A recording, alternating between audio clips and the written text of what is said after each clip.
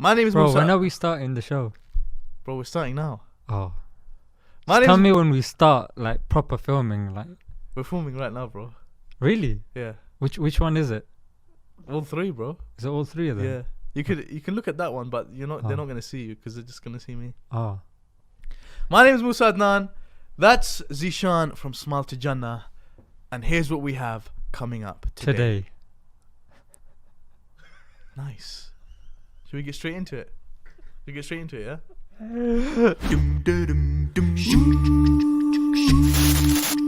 Damn it, Musa! Bro, I was questioning it, like, why is it always bloody Muslims? These bloody Muslims. Like, even I started thinking, flipping, why is it always us? It's very, very important to be balanced and nuanced in terms of your Islamic knowledge and in terms of your secular knowledge. Your secular knowledge as well, to have that balanced view. Yeah. Wait, what was the funny Damn bit? it, Musa! Wait, then they went back to You have to start all over again now. Bro, you made me lose my flow, man. Then they went Bro, back. you lost your own flow. I didn't say anything. Like, school for me killed books, bro. They killed books for me because I was working, I was studying only for an exam, and that exam every year there'd be some sort of exam. Yeah. GCSE, then A level, then degree. Bro, I'm sick and tired of studying for exams. I didn't really appreciate what I was learning. I just had to do it because I had the pressure to get certain grades. Like now, I'm actually studying things. Like at uni, you're doing stuff that has been prescribed for you. After I left uni and all that, I'm studying what is useful for me. So I can probably learn more in a year that I could in like 10 years. Damn it, Musa! Smile to Jannah. How's things, bro? Bro, please tell me you actually know my name. Yeah, there's too many people that just. Hey, Smile to Jannah. Tell me a joke. So tell me. Kind of with my wife. So kind of just going out. Kind of. I'm gonna call you Zishan. Please do. Because that's what your parents called you, right? Yeah. Let's go with that. Let's keep it simple, bro. Zishan. So for all of you that don't know, this is Zishan from Smile to Jannah. They are the same person. Yeah. Banter. The question is, where's Frown to Jahannam? Like I haven't heard that one before. Where is he, bro? Bro, when's the last time you uploaded a video on your channel? A long time ago. Let's not talk about that right now. You're pretty consistent, aren't you? I try to be, alhamdulillah, yeah. What drives you to be consistent? Because I think consistency is something a lot of us struggle with. Do you, Musa? Do you think that? Most definitely, I think that. Say that again. I wasn't listening. Bro, it's like this guy, man. I don't know what to say. Bro, I'm crumbling. I'm crumbling, bro. I told you, bro. I warned you. What was the question again? How do you stay consistent? How do I stay consistent? That's a very good question, Musa. The question of consistency is rooted from passion. Rooted. Yeah. Oh, is it like rerouted? Oh, yeah. But I didn't mean to do that. When it comes to consistency, bro, it's just you have to believe in what you're doing. Yeah. If you believe in what you're doing, the passion will come. If the passion's there, then consistency will come. But sometimes you have passion, but you don't. I ain't finished, bro. I was gonna get deeper, mate. Let me get deeper, mate. Let me give you a deep-rooted answer. You know. Yeah. So, if you're passionate, that means no matter what you're doing throughout the week or whatnot, your mind is constantly on your kind of mode of dawah. That's how it is. I'm constantly looking for opportunities. I'm constantly looking at ways that I can kind of... sorry, that Darren Brown just threw me off because I've got that book at home. I'm like, why have they got Darren Brown? Bro, come on, concentrate, man. Sorry. Okay. Bro. There's a Henry the Hoover right there and Darren Brown. You're flipping not making it easy for me, are you? Come on, bro. We got a nice set going on here. What was the question again? Oh my god, bro. This episode. This episode just going. Sorry, you're gonna have to ask me that again. You have to ask. I think I'm pushing some serious buttons right there. How? So you're gonna have to start again. How do you? Okay, guys. So we're here with Smile to Jannah. As you can see, he is extremely humorous right now.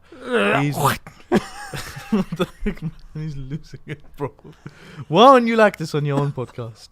I am, bro. I always start them off like this, and then it gets really serious. I wouldn't know because I don't watch it. Oh, said the guy who hasn't uploaded for 4 months. But how do you know that though? Because I watch your channel. I didn't say I don't watch your channel. Okay, But I can't watch it now because nothing on there. Yeah, it's true. How has that affected your life? It's actually improved it. Bro, yeah, you're coming out with a lot some of bestie stuff. lot of digs today, man. No, but on a serious one. Yeah, go on. Serious question. Can you be serious? I'm actually serious most of the time. So it's just when you happen to record you. It's a very important tool that I feel that is used in the dawah. Like a lot of people when they're giving dawah, they are serious. In fact, if you look, I say 95% of people are serious. Most people, yeah, even 99% when they're giving dawah. Yeah, and when I started practicing, sometimes you're that 1%. There you go, bro. And that's why sometimes I feel that a lot can be given to people through how you make them feel. For example, people don't remember necessarily what you've said, but rather how you made them feel when you said it. Yeah. And then that can kind of keep the idea in their mind. So that's why I feel comedy is number one, it transcends borders, cultures, languages. And number two, bro, it's just a joy to watch. Like, time can go by, but you can get so much across. Like, even in our joke, bro, alhamdulillah, no profanity, no innuendos, no hurting someone's feeling apart from yours, but obviously you don't really matter. So it's just stuff like this. That's why I think it's a very the intro in itself shows that again, this is another genre. It's a new niche. I don't proclaim to be the Muhammad Hijab or the Hamza Sources. I try to mold the styles, but I try to kind of present it as comedy. Obviously, you can't do that all the time. Does it work for you? Do you feel like it works for you? Comedy and dawah, do you think that that's a combination that can mix? 100%, bro. I've seen it be very effective. In fact, when I wasn't practicing, that's the sort of stuff that appealed to me. And that's why I always track it back to. You don't want to be giving dawah to the people that have already dawah given to. You'd rather give it to people that actually need it the most. Yeah. They're the ones that are being neglected. So I always think of myself. I'm quite selfish like that. You always think of yourself. Oh, yeah. You know, while I was actually preparing for your episode, What? You actually prepared this? Of course, bro. This catastrophe has been orchestrated, yeah? Yeah, it has been an orchestrated catastrophe, mate. I actually was reminded by some of your stuff. Were you actually reminded, yeah? Yeah, I was reminded of a companion of the Prophet, sallallahu alaihi wasallam. And I want to read it. I actually want to read it because I know people can be like, "What? You're gonna read on a podcast? What are you doing?" Yeah. But I actually think that it's really funny. So Salama radiyallahu anha, may Allah be pleased with her, narrates a very funny hadith narration that took place. She says Abu Bakr radiyallahu anhu, may Allah be pleased with him, he wanted to go on a journey, so he decided to take a companion called Nu'ayman and another companion called Suwaybit, and the Prophet sallallahu alaihi wasallam, that we believe in as Muslims, may peace and blessings be upon him, was still alive at this time. So this was like at the time of the Prophet, okay? So during the journey, he put Suwaybit in charge of the food, okay? Nu'ayman says to Suwaybit, "Look, I'm hungry. Can you give me some food?" Okay? And he says, "Until Abu Bakr comes and gives me permission, you can't touch this food, brother." Okay? I don't think that's what it says, bro. Listen, bro, just go with it. So Nu'ayman got upset and decided to take his revenge on Suwaybit in other ways because he didn't get his food, okay? So he goes to a group of people that were passing by and he says, look, this is so funny, yeah? He goes, look, I've got this slave. I would like to sell you. But he's a really intelligent slave, this one. He's a piece of work, this one, yeah? He's Arab, and he's going to insist that he's free whenever you take him. Okay? So do you want him or not? So basically, he's told them, there's a slave. If you come to him and try and take him, he's going to insist he's free, but he's actually not. He's my slave, yeah? And they said, yeah, sure, we'll take him. So he said, okay, I'll sell him to you for 10 dirhams. So he takes them to Suwaybit and he says, there he is. So they jump on Suwaybit and they start to capture him and lock him up. And Suwaybit says, I'm free. And they say, yeah, your master said you would say that. And Nu'ayman was just sitting there and watching and not saying a word. Abu Bakr comes back and he says he found Nu'ayman and the companions. And he said, what happened to Suwaybit? And they say, they told Abu Bakr what happened to him, etc. And what's funny here is that wait, what was the funny Damn bit? it, Musa! Wait, then they went back to You have to start all over again now. Bro, you made me lose my flow, man. Then they went Bro, back. you lost your own flow. I I didn't say anything. Basically, let me just conclude the story, then we'll continue, yeah? Then they went back to the Prophet, sallallahu alaihi wasallam, and Damn they it, laughed- Musa! they laughed about it for an entire year. That's why you don't do things scripted. Okay. How did you find that story, bro? Story time. Yeah, mashallah. Obviously, there's a lot of narrations. That reminded me of you, like, because he had like a sense of humor. And I think one thing about the companions that a lot of people don't mention, bro, like, you know how everyone wants to be like the companions of the Prophet, peace be upon him. They're all like, yeah, we should be like this, that. If you're not being like them, people will speak to you and like, bro, why aren't you being like this? And you need to act a certain way. And I feel like sometimes when people try so hard, they lose their character. And I feel like the fact that the companions had their character is what made them so great. There's 124,000 companions. I mean, I thought you were going to say that's 124,000% true. Well, it's true. People shunt themselves into a handful of companions that they've heard of. There's many that people haven't heard of. Yeah. Like, I'm sure they'd probably edit that out. Yeah, so that's probably don't need to talk about it that much. Because come on, bro, it's 5 minutes and you didn't even reach an effective conclusion. The conclusion is, I was reminded of you. Bro, tell me you're editing that out, yeah? I'll leave everything in. Oh, my. Bro, there's no editing, it's a podcast. Come on, bro, how are you going to do that? Bro, I edit my podcast, Declassified. That's why it's not real. It's on Spotify, iTunes and SoundCloud, bro. That's why it's not a real podcast, man. Nice plug. I'm joking. That's a nice plug, though. Okay, so you've spoken about da'wah, comedy. Another topic I wanted to talk about with you on today's podcast, because I've spoken about it with you Damn it, Musa. on a podcast, yeah? Reading. Where's the question? Reading. That's a word, bro. It's not a question. So you read a lot, right? I try to, yeah. But I don't read in the traditional sense of the word. Do you feel like it's important to read? You just ignored what I said and just went on about your script, bro. Let me answer your question. You said, do I like to read? I do, but not in the traditional sense of the word. For example, I find it difficult to read. Yeah. And I can't complete entire books. Yeah. I do that as well. Like, you read half of it and then you're like, yeah. Yeah. Or what I used to do back in the days was I had to do it from page 1 to, say, page 250. But you can't do that. So what I do is I read book summaries. There's this app called Blinkist app. Wow. So what it does is it summarizes entire books into 15 minutes.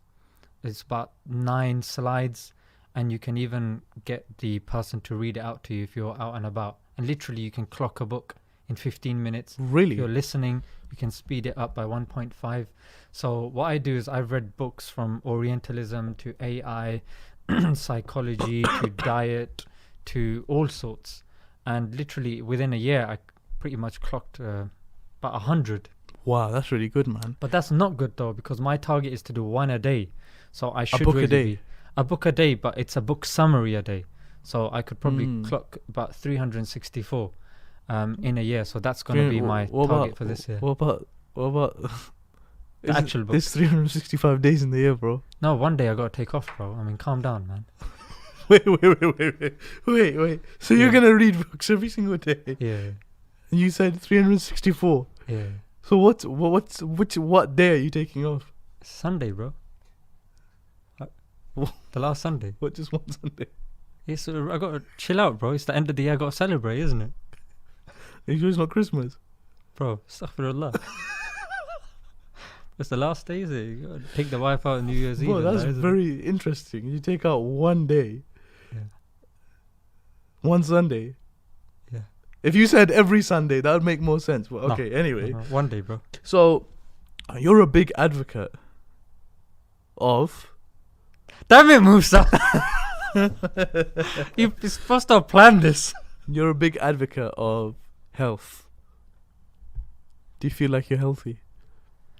I feel like, alhamdulillah, I'm much healthier than I was before. So, tell me about what you were before. Yeah, so about the books thing, bro. So I read...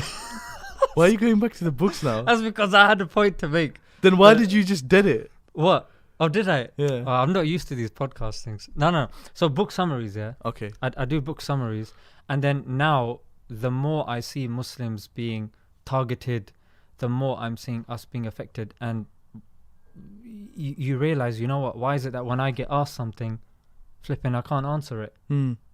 Bro, I'm being the means of people going further away from the deen.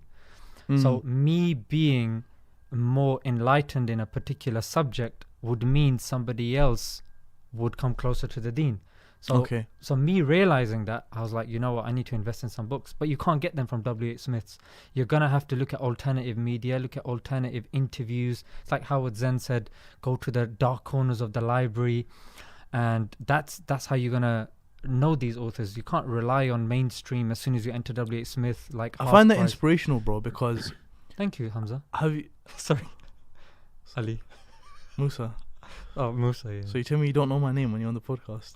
Bro. Of course I know your name. What was it again? It's just getting worse and worse, isn't it? No, but... Look, Hamza, look. Let's on the books, yeah. Yeah. On the books. So... Were you always like this, in the sense No. that you were always interested in reading, or like... School for me killed books, bro. They killed books for me.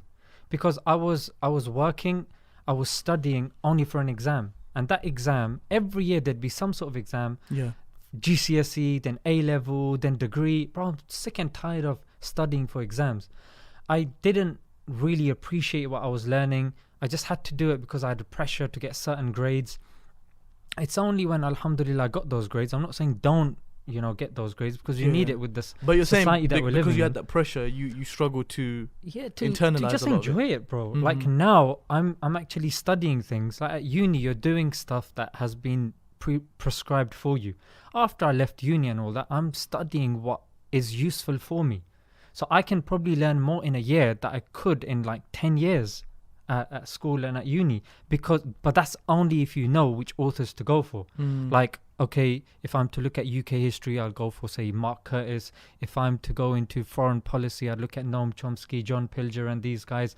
So again, you can get like a large concentration of information to do with you, to do with your background, to do with your culture, to do with your religion. And it's more concentrated than studying a abstract course for 3 years and coming out with maybe like a couple of months that's really useful to you.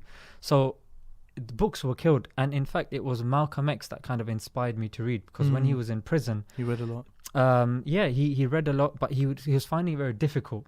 So what happened was he started copying out definitions, and because he was there kind of with books, I mean, you only have books and the gym, and in prison, yeah. And that's literally what it is. So that's what he did. He started writing down definitions. He started, going to the end of the prison, where the bars are, when they would close the lights at 10 o'clock. He would go and you'd carry on reading, because they put the lights out. And that's how they say, he got the glasses and his vision got weak. And then when he came out, bro, he wasn't really educated through the traditional system, but he was able to kind of shake the entire system to its core, because he knew exactly where to direct his energy. And now with what's happening to Muslims, bro, if today and now this doesn't inspire you to become more practicing, bro, then I don't know what time will. Because there came a time I was ignoring all this. Let me not get into politics. Let me not get into kind of our history and whatnot. Bro, it's necessary. It's very, very important to be balanced and nuanced in terms of your Islamic knowledge and in terms of your secular knowledge as well, to have that balanced view. Yeah. And bro, I've had to learn that the hard way. And even when you listen to people like Nigel Farage, they're referencing history as well, that we can't alienate these people because history teaches us. And why is that when people come to us, bro, there came a time that it would affect my iman, bro, when people said, and me switching on the TV, oh, Muslims doing this, coming across people in the streets shouting abuse, oh, Muslim, I didn't know what to say to them. So you felt this, like, you couldn't feel proud of your Islam kind of thing? Bro, I was questioning it, like, why is it always bloody Muslims? These bloody Muslims. Like, even I started thinking, flipping, why is it always us? Yeah. Because there was a certain narrative that was shunted upon me to force me into jumping into these books and listening to these alternative interviews that made me kind of think, you know what? Terrorism in itself is very broad. And why is it that only a specific type of terrorism is constantly being shunted upon me? Wow. There's so much. And it's only when I started broadening my knowledge, it helped my iman, it helped my dawah, it helped me as an individual. So books have played an integral part. Wow. And the thing is, bro, you know, there's many people that we won't be able to sit with, benefit from. Some have passed away, some are living in different parts of the world. With a book, you can sit with them anytime, any place. And you know what, regardless of the way you look or what you're wearing or time of day, you can sit and you're not going to be lonely. People say, oh brother, I'm lonely, what do I do? Pick up a book, learn. Loneliness is a blessing. It's called creative solitude. A lot of these people like Einstein and Tesla, they really utilize the creative solitude, and that's the time, bro. That's amazing, and man. Even according to hadith, we're told, you know, make use of your free time before preoccupation. We're all going to become preoccupied at one time or another. Make the most of it. Bury yourself in the books. Go to YouTube, learn softwares. There's literally series upon series, and you can learn softwares and start the dawah yourself. But again, first you need that drive. For me, that drive was people attacking me, attacking my faith, my identity. So that's what I saw. I found solace in these books, especially self-help. When I was in a really deep, dark place, I had to go to these books and really understand, how does my mind work? Why am I thinking like this? I had to reprogram the way I thought. And it is, like, I know I've been bumbling for a long time. No, this is deep stuff, bro. It's, these sorts of things make you question a lot of things. I think it's amazing because if someone was to just outwardly, you know, on a very basic level, go on your channel, check out the stuff that you do, they'd see someone who's really, really funny, see someone who's cracking a lot of jokes, they see someone that's saying... And no, but bro, honestly, they might not think that there's a lot of background behind this. Do you get it? But it's like, behind every person that's doing something admirable, there's going to be times like this, like what you're talking about, times where you felt low, you felt out of it, you feel like, what is going on here? So that's really, really deep, bro. And it's amazing how that's inspiring you to give your da'wah. I wanted to actually ask you a question, because I think a lot of people might relate to this.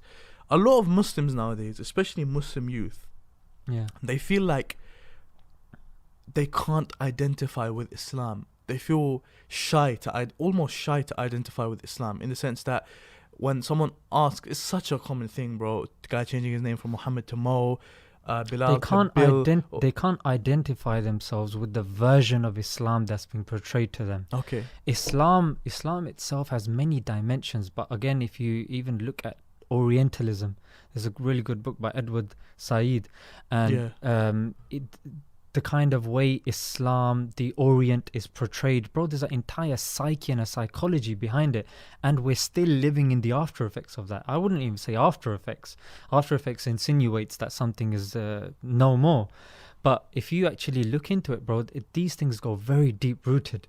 In fact, even the 200-year British rule of India, when the British were there, this is what they were doing. They were, you know, translating religious texts, like the Hanafi manual, the Hidayah. They translated that in English, and they had their own people doing it. So things go very deep rooted. And again, the way Islam is being portrayed, and the certain think tanks that are being promoted by the governments, that's the Islam that we're told. The Islam that's there from the Quran and the Sunnah as interpreted by the Salaf, that is becoming very dilute In fact, even if you look in dawah, for example, I used to see, how comes Abu Bakr, Umar, their beards come to their chests, and when they're crying, you hear accounts, and their attire is different, and their way of life is different. But when I see people on YouTube or whatnot, they look very different, but they're telling me about Islam. And when I see people being portrayed by the BBC or whatnot as the ideal Muslim, they don't look like the ideal Muslim. They're not talking like the ideal Muslim. So what do? Do I sit back, complain, and just sit with my chacha and my chachi and, just complain with my aunt and uncle? Or do I get off my backside and do something about it? And that's with YouTube, like literally on your phone, bro. There's an app you can literally record and publish a podcast. Yes, SoundCloud allows you 3 hours free footage. YouTube is free. Social media is free. Phones have HD cameras that you can record stuff. Like, it's there. Just invest in yourself and you can put out such amazing messages out there. And that's what I try to do as well. That, okay, I'm not happy with the way this is portrayed, but you know what? Why don't I, go forward, step up and do it? And that's why I would never, compromise certain things, and may Allah keep me steadfast. And that's the kind of mentality behind why I did that. That's crazy, man. That's really, really interesting, bro. Jazakallah khair for going into that, because may Allah reward you, because I think it's very thought-provoking for a lot of people as well, especially people in a dark place. A lot of us find ourselves in dark places, and one of the things that's really helped me in my dark places is going into books, is reading. Like, that's one thing. It's like taking me away. I remember the other day I was at the library all day, and I was just like, for the first time I felt like, wow, I was in my zone. Like, I got up to pray and I was like, man, I was just in my zone there. Like, it's like I was out of this world and just like deep in a topic. And sometimes you feel like you're there, like when you're reading about situations. And I think it's very liberating, man. Knowledge is very liberating, and it's definitely a good companion for a lot of people to start reading. If there's one thing you'd say to people, I want to conclude this topic on with one question, yeah, unless you have more to say on it. What's one thing you'd advise people watching, because I assume we're going to have a lot of young people watching, with getting on this path of reading? Because a lot of people find it difficult. So how could you advise people to read, to start? Where could someone start? First of all, understand why. It's important to know your why. Simon Sinek's written an entire book about knowing your why. And, any muhaddith worthy of his name, actually, I'm not going to say that, any prominent muhaddith like Imam Bukhari or... What's a muhaddith? A scholar of hadith. Yeah. They start off their hadith compilations with the hadith pertaining to intention. So knowing why you're doing something is very, very important. And the thing is, with books, you have to understand, if you are not reading, there's nothing being inputted into you, there's going to be nothing coming out. What you put in is what you get out. That's very important. Wow. When you're born, you're told knowledge is being inputted into you, how to walk, how to talk, what this object is, what that object is. If you don't know what that third object is, bro, it doesn't exist to you. It's not, you can't use it, you can't defend yourself against it. That's why a child will go towards the fire. That's why the child will put his hand into a exposed wire. So if we don't know the dangers behind something, how on earth are we going to protect ourselves from it? That's why, bro, it's important to understand that this can only be given through books. Noon wal qalami wa ma yasturun. Yeah, Allah swears by the pen. Yeah, the pen was created. It was amongst the first creations. Iqra, read. We're a nation that have been instructed, commanded to read. And it goes without saying that if you are not reading, you're opening yourself to manipulation. And not reading fiction books, reading non-fiction, but non-fiction, reliable, nuanced, balanced books also as well. Because it's not just, we're told, oh no, it's important to read, and we finally get onto reading and we find out what we're reading is, leading us astray. Yeah. So it's important to understand what you're reading as well. And once you understand that this is absolutely necessary from, if you just got a broth, yeah, or a pot, you put it on there and you keep, turning it, you got oil in there, you're turning it, you're not putting any ingredients in there that you're cooking.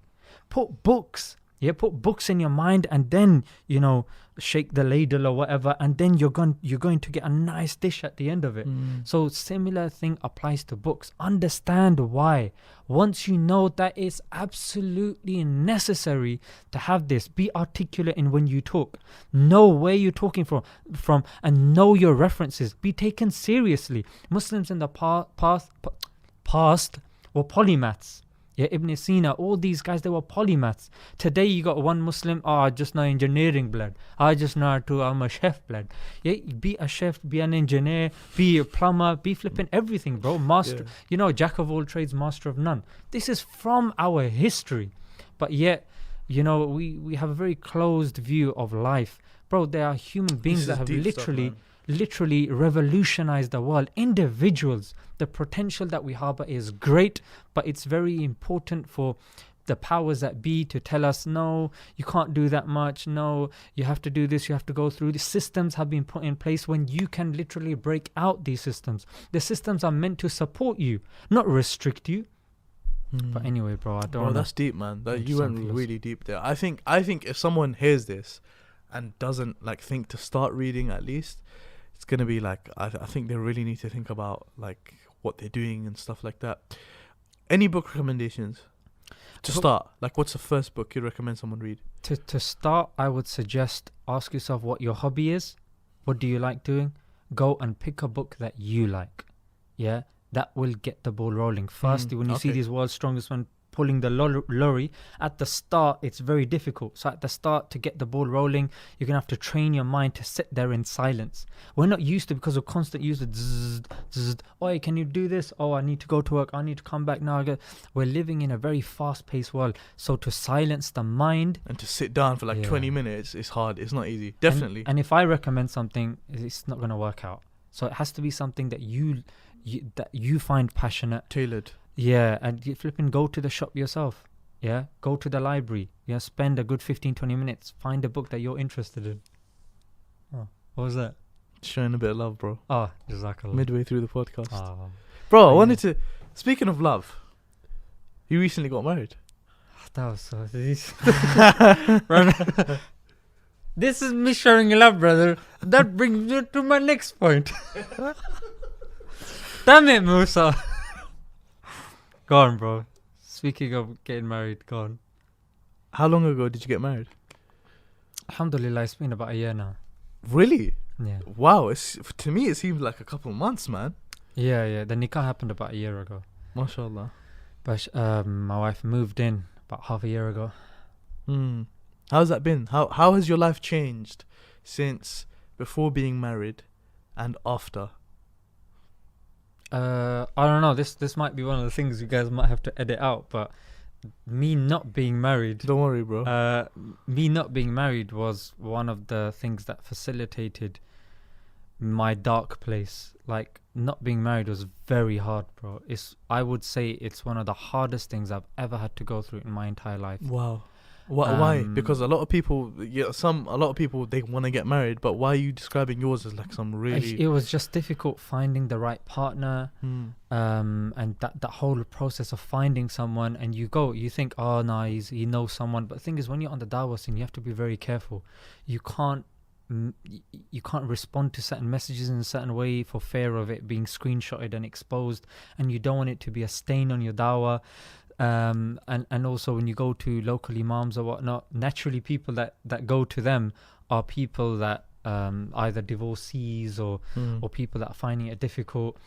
So you go to people, but you don't really get much support, and that's what I found, bro. It was very difficult, and when you reach a certain age and you've kept yourself chaste, it's very difficult, bro. It comes. Who's chasing you? Huh? Who's chasing you? So you keep yourself chaste. And, you try to follow the sunnah as much as possible, and it becomes very difficult, bro. And it affects you.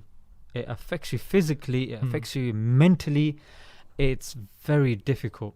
And how long did that dark period for you last? Bro, I don't know, a couple of years, bro. Like, when it was really bad. Like Wow. it even affected my Islam. Like I had to question certain ideas. Like I was making du'as, I was praying. Wow, man. Then I was like, why isn't it working? Why on earth is it not working? Yeah, like what's the nature of dua? What's the point? I would challenge scholars. They tell me, oh, you just dua and patience. I was like, now you have to, I'm sorry, you have to define what patience means now. It's not enough for you to tell me just be patient. Define to me what patience is. Yeah, I'm sick and tired of these abstract words that are just kind of plonked out there now. I need to know practically how it's done. What do I do? What do I do? What does it mean? How do I do it? I'm making dua. Why is it not being accepted? What do I need to do for it to be accepted? I think this is very relevant, man, because nowadays, even though you're a little bit older than myself, nowadays, from such a young age, from like the age of 17, 18, it is extremely common and rife in the Muslim community that everyone wants to get married. Everyone wants to get married. It's a topic of discussion. Every 17-year-old, 18-year-old I wants would to get disagree married with that. onwards. Wow, how comes? Why would you I would disagree? say the sanctity of marriage is decreasing a great deal. I would say And I think it depends what crowd you're looking at. I think Yeah, I think amongst I'm speaking about practicing Practicing, kids, like Muslims, because they turn to marriage. Yes, you're right. Generally speaking, the sanctity of marriage is like seen as a side thing. It's something you see you do when you're 30 or 40. Yeah. Yeah. Oh, my auntie's asking, are you getting married again? Duh. You know those memes that go yeah. around. But for someone to be like the age of 24 and 25 and not want to get married, there's something dodgy going on there. Yeah, there's... I Really? mean, Do you think so? Because some people just... It's a very low percentage, bro. But scientifically, if you look at the mechanism of the man, Yeah. you need... It's a requirement of the physical body for you to get married. For you to say otherwise, something, maybe something dodgy is going on, or just your mind is preoccupied by something else or whatnot. Obviously, I'm trying to assume the best, but let's be practical here, yeah? Let's not beat around the bush. So those people that say, oh, yeah, still looking for someone, I'm not ready to get married. Fear Allah, sort your life out and get married. But the thing is, one thing I would also say as well is if you turn towards Allah, eventually... you will get an answer. No, it's not even that. It's like, وَهُوَ يَتَوَلَّى الصَّالِحِينَ. Indeed, Allah is a guardian for the righteous. Yeah, and this is an ayah that's very powerful, that if you're doing good deeds and you're righteous, Allah will be a guardian for you. Wow. Yeah. Now, if you're, for example, at work amazing. and you tell someone, oh, you know what, just cover my shift, and you've gone home, and you're at home, the wife's like, oh, who's doing your shift? Who's doing this? It's all right. It's my mate. He's covering me. Yeah. So he's your guardian. He's taken over. Yeah. So you're content. Or you ask a child, oh, yeah, I'm going Hajj. Oh, you're going Hajj? Have you booked a hotel? No, I haven't booked a hotel. Do you know which airline you're going with? No, I don't know. Do you know how long you're going for? No, I don't know. Have you packed? No, I don't know. Then how are you going for Hajj? No, I'm going with my dad. He's taking care of everything. Then you're like, oh, that makes sense. So when it comes to everything else, we're like, you know what? I'm content with that person. But here Allah is saying that if you're righteous, Allah will be your guardian. But yet somehow we don't internalize that. I admit that sometimes when you're in a deep, dark place, It's hard. It's difficult to. Yeah, it's difficult to internalize that. It's difficult for you to really understand. But if you are and you get through that, you will realize when you look back that what happened during that time was actually really useful for your growth. And I use this word growth, yeah, because when I look back and the self-help books and the psychology and all these books that I looked at, they were very helpful, and they are very helpful in my marriage now. Yeah. And again, it links back to the name of the podcast, Rerooted, because one of the brilliant analogies is a seed. Yeah. A seed is planted in the soil, and literally it has to thrive through, I have to use my words carefully, manure. You know what word I'm thinking of, yeah? It literally grows in manure. Yeah. Poo-poo. Yeah, that's a polite word. It literally grows through that, bro. It's garbage, gunk. You got twigs. So did you grow through that? Bro, but no one knows you're there, though. No one knows what you're going through. It's a dark place. There's no light there. There's no one else there. But you have to fight through that. You have to push through the soil and the gunk. And it's only when you come out in the light and you start flowering, that's when people are like, oh, wow, that's amazing. But they don't see and they the take dark, the fruit. They don't and see they the eat dark it. side. But they don't realize your key integral journey from the ground. Yeah, in the ground. Because had you died in the ground, you'd be a nobody. But it's only because you came out. That's when you even came into the vision of the other people.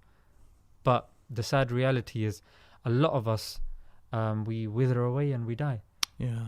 And that's why it was very important, that dark time facility. And that's why Umar radiallahu anh is a saying that's attributed to him. Sometimes people with the worst pasts make the best futures. Yeah. And sometimes I definitely look back and I learned a lot through that dark period because it helped kind of rationalize, organize a lot of these beliefs. It's like hope. And I think what you're saying, bro, is really hopeful. It's giving hope to all of those young Muslims going through the kind of stuff that you're talking about. Because it's not just you, akhi. I've been through very dark times, like really dark. And it's funny because both of us are online, people wouldn't expect it. People would not expect that of you. Do you get it? And it's you that knows what you're going through, and Allah, and maybe some people around you that know really how much you're struggling. And I think this is beautiful because it's a message of hope that just even from what you're saying, so much hope can be gathered from that. That look, you're going through this, but this is your growth. In 5 years. And you know what the crazy thing is, bro? There's a statement of Ibn Taymiyyah, rahimahullah. May Allah have mercy upon him. He was a great scholar from Islam of the past, for anyone that doesn't know. And he mentioned something. In Arabic, it says, Sahibul hajjati a'ma. And in English, that's translated as, the friend of need is blind. The friend of need is blind. So what that means is, let's say you're going through a situation and you really want to get married, you really want to get married, you really want to get married, you really want to get married. Bro, you don't care about how Allah's blessed you with a beautiful car. You don't care about how Allah's blessed you with a beautiful house. You don't care about how Allah's given you a beautiful home, a beautiful mother to go home to, you know, who's looking after you. You become very narrow-minded, yeah. All you're focused on is your need. Yeah. A friend of need is blind. It's profound, yeah. So because you have that need, you're blind to everything else.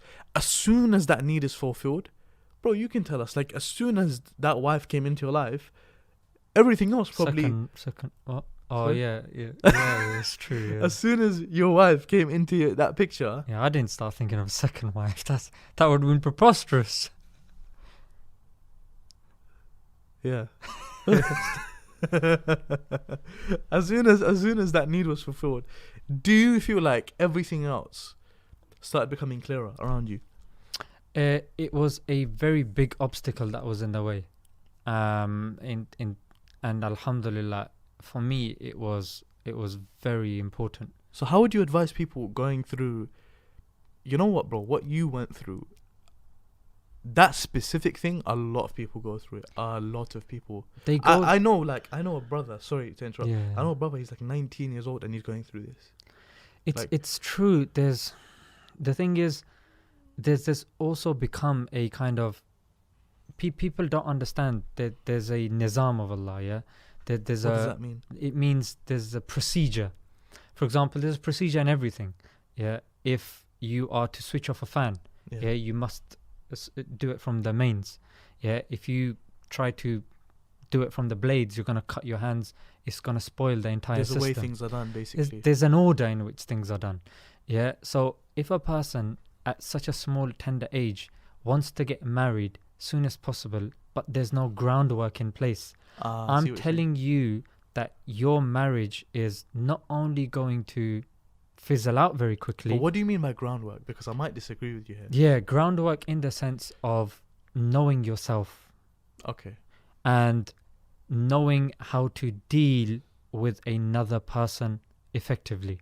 These are the two things. Mm-hmm. So you're not talking about money, and you're not talking about...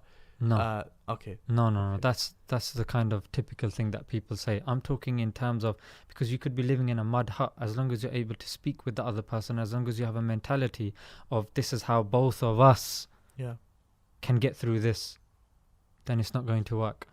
So at that age, if that person was to get married and they don't know themselves properly about themselves, and they're still changing, like what triggers them, or that whole journey, then their marriage is going to fizzle out very quickly, because it's very difficult to kind of get along with the other person. It's important to invest in yourself.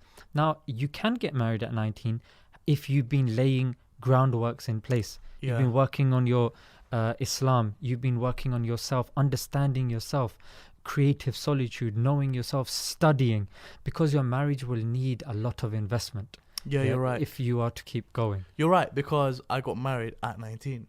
At that specific age of 19, and alhamdulillah, I'm 22 now. I've been married for over 3 years, actually. And MashaAllah. For me, my marriage has been through, so many different things. It's normal to have arguments and problems and situations, but I think it's beautiful because me and my wife have grown together. That's one thing that I love about the fact that I got married young. I love that me and my wife have both grown together. We've gone through like uni together, stuff like that. Obviously she went to a different uni than me, but like we've gone through this sort of stuff. We've seen each other kind of grow, and we've seen each other go through dark times, within that 3 years. So I think it depends, and I think everyone's journey is very different. Agreed. 100%. One tendency, and I'm sure you're going to agree with this, one tendency that a lot of people have is they look at you and they'll say, oh, this worked for him. Man, this is what I've been missing all my life. Yeah, they go and do that and it doesn't work. And then they lose hope. I think it's very important, and you said this before relating to the books. I think that relates to everything, where you need to look at your own life through your own lens. Like an example of me is from a young age, while all of my friends were at university, I wasn't. And I'm going to university now at the age of 22. I just Shame started. on you, bro. Should be ashamed of yourself. Why? You're a proper Lafunga guy, isn't it? Wow. Proper ruffian, huh? Wow. Should have just listened to your Papa Ji and should have just gone to university. I should have, but I feel Are like... you a doctor? No. Bro, end I the just podcast. told you Bro, end the podcast, bro. I just told you I started uni. Are you a doctor? Bro, I'm a doctor of the heart and the mind. Aye. Wow. Why did you just go silent there? Bro, you're the host, bro. You have to keep this going. This has been such an awkward podcast at times, because Zishan just goes silent sometimes, and sometimes he says things that I don't know what to say back to, but it's crazy. SubhanAllah, it's been beautiful, bro. What you got some notes here actually? All right, I'll tell you what to ask. Ask in terms of diet as well. We were talking about that before, but we went off. Come so back on let's go back to that. That's a really key one. Let's go back to the diet. Yeah. So right now, Anji, being completely honest with you, Ah. okay? I'm about to be very honest. Okay. Very honest. Honest, yaar. Honest ban putter. Oh, I'm just showing you some love again. okay. Yeah. So right now in my life, I'm not on a good diet. And you Damn it, Musa. You were telling me before how you've basically been through a time where you were eating like 3 packets of crisps for lunch. Yeah. So tell us, Thug life. repping, yeah. Tell us about that time that you went through. That dark time. The thing is, Cheese and onion. salt and vinegar, actually, bro. Okay. Do your research. What I would say, bro, is it depends. Like Yeah. they say, junk food is the food for the non-privileged. For example, if you come from a privileged household, your parents automatically will give you certain types of foods. You'd be That's shopping in man. Waitrose. You'd be, going to these M&S or whatnot. I've never thought about that before. That's deep. But when you come from my background, which is council house, council estate, then you're scrimping and scraping. Like my mom, she goes to like 3 different shops just to see the good deal that she can get on bread and margarine, because for us every little helps, because of Like Tesco. God's sake. Damn it, Musa. Go on, every little helps. Yeah, go on. So yeah, every little does help, and even these slogans are very well thought out, because they know it's in everyday vernacular. It comes up like you clearly is are the epitome of confused.com. You caught me on a bad day, bro. But one thing I would say is, if you come from that estate, your mother will think about it, bro. Why on earth would your mum buy a £1.80 organic milk, which is smaller compared to £1 pasteurized milk from Iceland? Bro, that's cheap, man. Akhi, you're talking about, You know what I mean? bro, now, 2019, things have become more widespread in terms of the whole healthy eating stuff. Bro, when I was growing up, and I'm sure when you were growing up as well, organic was nowhere to be seen. Yeah. Kind of thing. It was like, you'd have organic, but it's extremely expensive. Like, you're talking maybe £5 for a bottle of milk. Do you get it? True. Now it's even more accessible, but still, it's only a certain type of people that can afford it. But as you were saying, well, I mean, I'll come in on it later. Yeah. I definitely agree that if you come from a certain background, so funny. What? Just heard your stomach go. Did you? I didn't even hear that. It's the second time it happened. Sometimes my He's stomach... like proper interest. Musa. Feed me. Bro, sometimes my stomach talks to me, yeah? Right now, you know what my You gotta stomach... talk back, man. Bro, you know what my stomach Gotta have a probably said conversation right with now? stomach. My stomach said, Zishan, he's talking about some amazing food. Why are you depriving us? Anyway, go on. Bro, that's exactly it. That when you come from a certain background, your mother, and even you. What did you say about my mama? I'm joking. I was going to say something, but I'd rather not. Civil is Ayera podcast. Yeah, bro. We'll save this For your one. Yeah. The Jahil talk for my one. So again, it's a lifestyle. It bases it's if you're given a certain amount, if your parents are given a certain amount by the state, you can't afford to spend so much on food. £3 on milk is ridiculous. Yeah, you just can't do that. So that's number one. Okay. Yeah. So that's why I was not eating healthy, because we were just, alhamdulillah, just getting by, just having enough money to flip and survive. You know what I mean? Mm-hmm. So after that, that's literally it. You're working and you're told, oh, it's all about work. It's all about da. So now you're told education and work. Okay, so you're going. So emphasis in our culture, even amongst the scholars, it wasn't upon food. So that was the second reason where I'd be able to have 3 packets of crisps, and it was okay. Yeah, because it's got a little sunflower oil in the corner, so it must be healthy. But it's only when you start realizing that, you know what, we're so cautious about what we put on top of our body. Yeah, what do you mean by like that? in clothes, bro? Oh, in clothes, okay. Yeah, in terms of we are. Yeah. So but the fuel, like you put diesel in a petrol car, it's gonna stall. It's not going to work. Wow. But we put everything in our body, and then when we stall, we don't question these things. We just keep going and keep doing it. The human body, bro, it's designed, and a doctor was saying this, it's designed to go, mashallah, from 0 to 60 smooth, bro.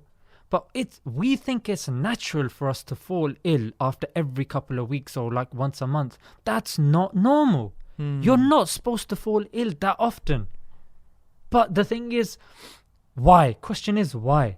There was a doctor who was saying that if you have 1 teaspoon of sugar, it can suppress your immune system for 3 hours.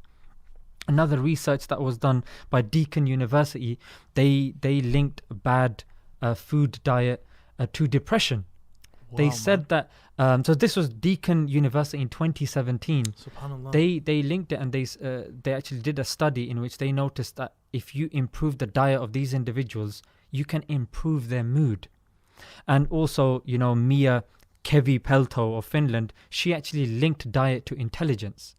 And that's why I often speak to people, teachers, academics, and even scholars. Sorry, not scholars, people on the dawah scene. I say, look, for us, it's very important for us to watch what we eat, because it's going to affect, number one, our energy, number two, our intelligence. Bro, am I going? Yeah. Number one, our energy. Number two, our intelligence. And number three, our mood. Food, this is proven, bro. Deakin University, the Mia Kevipelto, these are just two. Okay, but that's fine. Now, you've given statistics, you've given evidence. Yeah. Did that work for you? Now, the thing is, bro, when I would come home after 2 jobs, I'd feel tired, frustrated, my energy levels were low. What would you eat at that then time? Anything and everything, bro. Then I cut sugar out totally. Okay. Yeah, totally, bro. Like what? In one go, boom.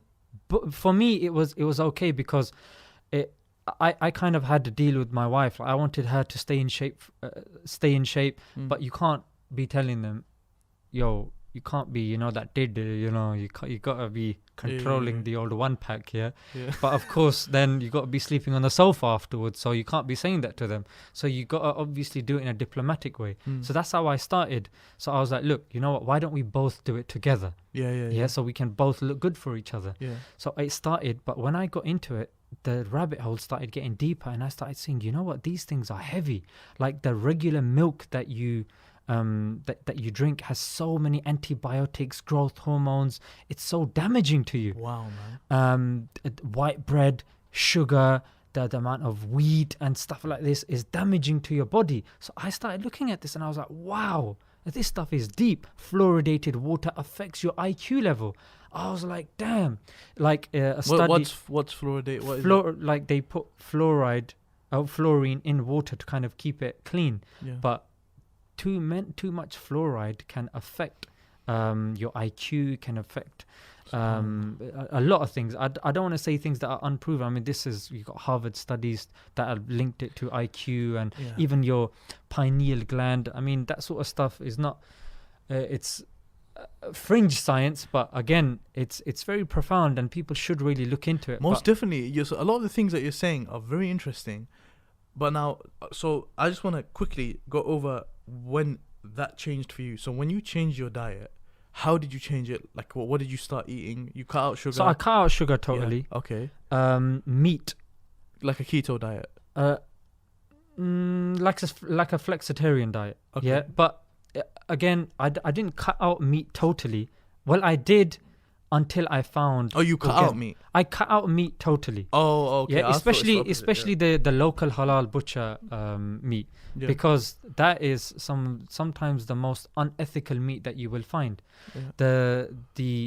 The kind of animals, the way they're treated, astaghfirullah, hawla wa la quwwata illa billah. It's not tahir meat. We talk about halal, but we don't talk about tahir meat. That's what I wanted to bring it back to. Yeah, and you know what? It's important that the animal has been respected, has been treated organically, and it itself has a good diet. Because when you now consume it, bro, that then turns into blood. Well, it turns into energy, goes into your blood. It goes around your body, bro. You start thinking what you're eating.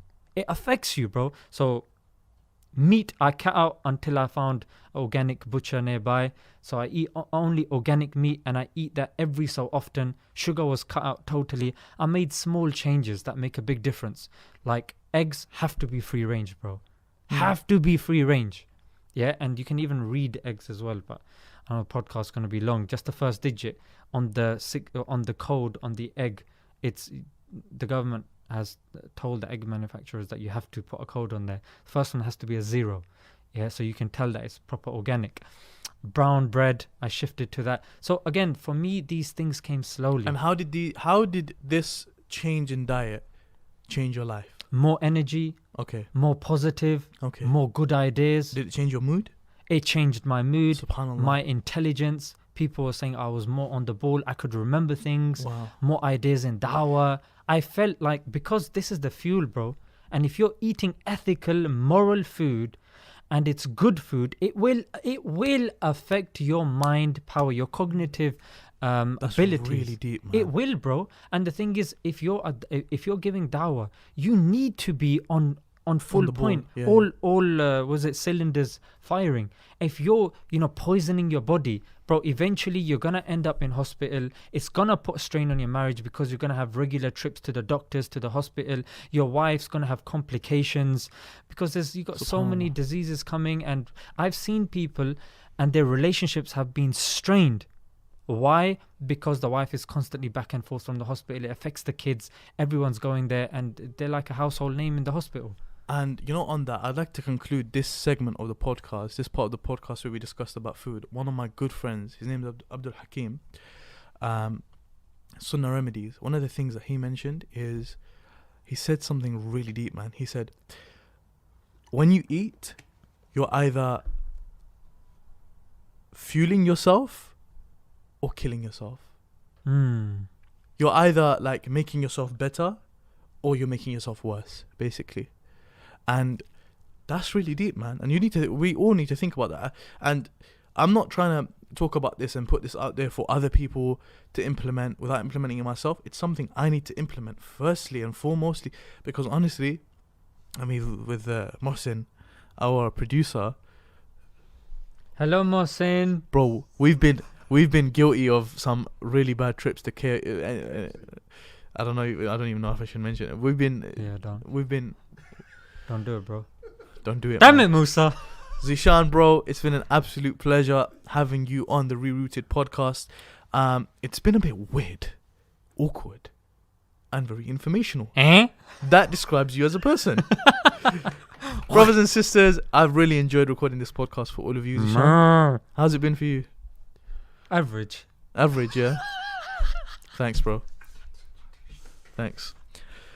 You won't be seeing Zishan ever again on Rerouted, so I hope you enjoyed it while it lasted. Brothers and sisters, any comments, any suggestions? Let me mention one other thing that you could slip in as well, yeah? Go on then. And this is important. Go on and slip it in. And this is the importance of mental health. I'll give like a few things. He doesn't stop, does he? Go on. A few things that I would say is, there's more negative words in the English language than there are positive words. Really? Yeah? So what you should do is anytime something goes wrong, rather than, really exacerbating the negative situation and using really strong words, dial it down. Yeah, use comical words like, feeling really cheesed off. And when something good happens, rather than saying nice, average, like I said, really say, that was scintillating. Actually, I think that's a dodgy word. This is what happens when you try and be too clever, isn't it? Try to be too clever. Rather than saying it was good, you say it was amazing. It was superb, bro. It was life-changing. And I hope that this podcast was that for you. And you know what? Also, it's important, and I'm going to end with this. Okay. How you speak to yourself. When things go wrong, do you say, why can't I do this right? Because you are your own worst enemy. Wow. And that profoundly changed for me when I started concentrating on my own relationship, looking at how I speak to myself. And sometimes ask yourself, when something goes wrong, what do you say to yourself? How do you view yourself? Is it productive or is it destructive? I just wanted to put that out there because I think it's very important. A lot of us, we don't give so much attention. You need to give yourself hope. You need to give yourself hope, definitely. And all of the things we discussed. Yeah, be your own best friend. Definitely. Yeah, Musa? Definitely. Jazakallahu khairan, bro. Wa iyaka ya habibi. MashaAllah. Brothers and sisters, this has been Rerouted Podcast. We will see you very, very soon. Any suggestions, leave them in the comment section down below. Don't forget to subscribe to iEra. And we will see you very soon. Assalamu alaikum wa rahmatullah. Peace. That's all right. Wa alaikum assalam wa rahmatullah.